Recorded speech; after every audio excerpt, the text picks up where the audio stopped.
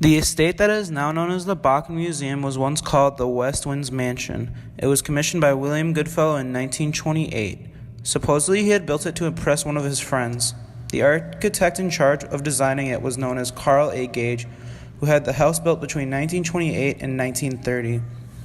Gage was inspired by Tudor and Gothic Revival style when having the house constructed, and it can be seen in the stained glass windows, arches, and open beam ceilings.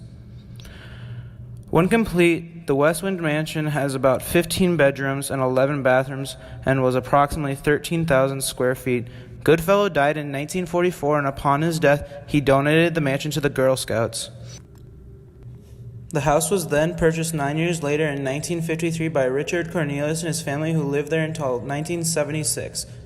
Then it was bought by Medtronic, who moved their Medtronic Museum of Electricity and Life from Brooklyn Park to its current location in Minneapolis. The museum was made into what is fully known today in 1999 when a construction project took it from 13,000 square feet to 25,000 square feet. In 1949, his brother-in-law Earl founded Medtronic in a garage. The name is a combination of words, medical and electronic. Throughout the 1950s, the company worked mostly with the University of Minnesota Hospital, repairing certain medical devices. Their first major breakthrough came with the invention of a small electronic pacemaker. At the time, pacemakers were huge and relied on constant electricity. This proved fatal every time a power outage occurred, especially for babies with blue baby syndrome, who were the original inspirations for the device. When doctors approached Bakken about this, he decided to find a more practical and safe solution. After about 2 weeks using a schematic for a metronome in a magazine, Bakken had constructed the first wearable, battery-powered, and external pacemaker. From there, Medtronic only grew into the company it is today. As Bakken's success in pacemaker development grew, so did his interest in antique devices used in electric therapy. And so, in 1969, he sent his associate at Medtronic to obtain such historical machines. At the time, Dennis Stillings found little to procure but books on therapeutic uses of electricity. However, by the mid-1970s, Bakken's eccentricities had led to a huge collection of historical books and devices related to medical electricity. The collection was first displayed in a modest exhibit at the Medtronic corporate headquarters, and later another location before moving to the West Winds in 1976.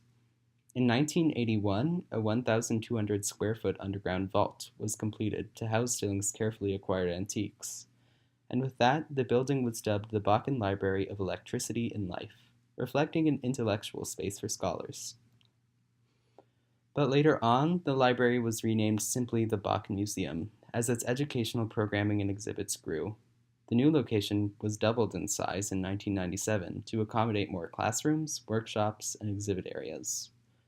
What had once been Earl Bakken's private impulse grew to be a very open place of learning and discovery for not only intellectuals, but the public and youth.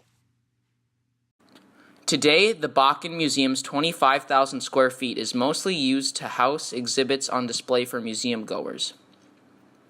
Day camps for kids are abundant and inspire youth to build, create, and invent in the Bakken's workshop. However, for researchers and scholars, the museum offers its library of 11,000 books with a historical focus of electricity and magnetism in the medical field. Also available to study with proper appointment are the 25,000 medical artifacts originating from the 18th century to present. The museum is open from 10 a.m. to 4 p.m. Tuesday through Saturday and 10 to 5 on Sundays, so drop in sometime and enjoy the building's shockingly enjoyable exhibits. So why did Mr. Bakken make this building in a museum? Well, he bought the property in 1975, and he never lived here, but he wanted it to be a museum right from the start.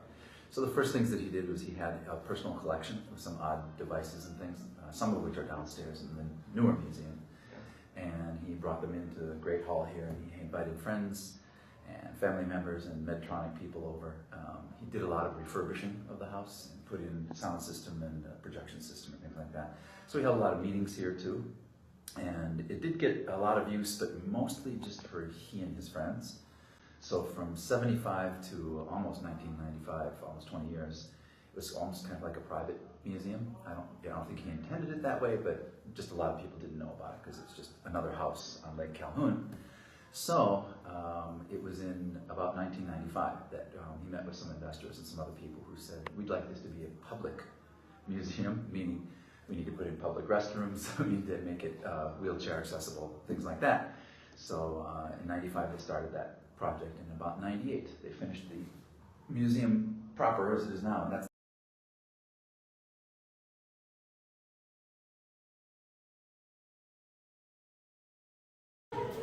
That looks amazing. Awesome.